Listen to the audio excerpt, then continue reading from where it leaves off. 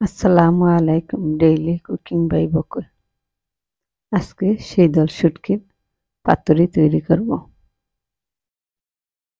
এই রেসিপিটি গরম ভাতের সাথে খেতে খুবই ভালো লাগে।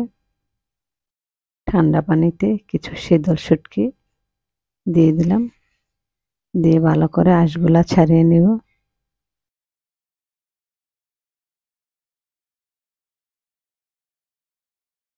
নেওয়ার পর শিলে ধনেপাতা,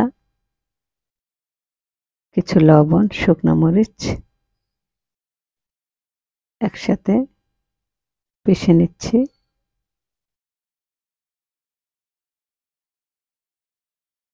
সাথে চাপা শুটকি, কিছু রসুন, পেঁয়াজ কুচি সব একসাথে পিষে নেব।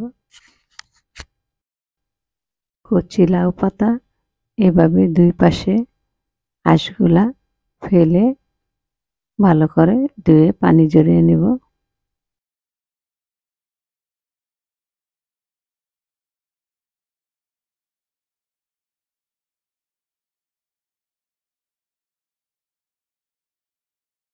কচি পাতা হলে বেশি ভালো হয়।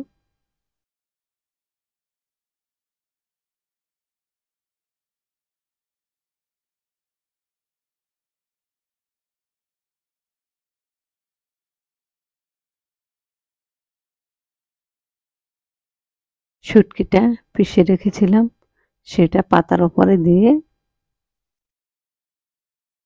লাউ পাতার ভিতরে দিয়ে এভাবে মুড়িয়ে দেব। শীতল শুটকি লাউ পাতা দিয়ে এভাবে পাতুরি বানালে গরম ভাতের সাথে খেতে খুবই ভালো লাগে। প্যান গরম করে নিয়েছি, এখন পাতুরিগুলা দিয়ে দেব। হালকা আছে উল্টে পাল্টে ভেজে নেব।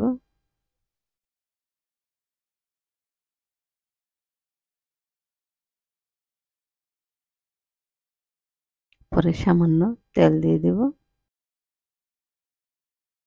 এভাবে লাউ পাতা দিয়ে শীতল শুটকির পাতুরি বানিয়ে খেয়ে দেখুন।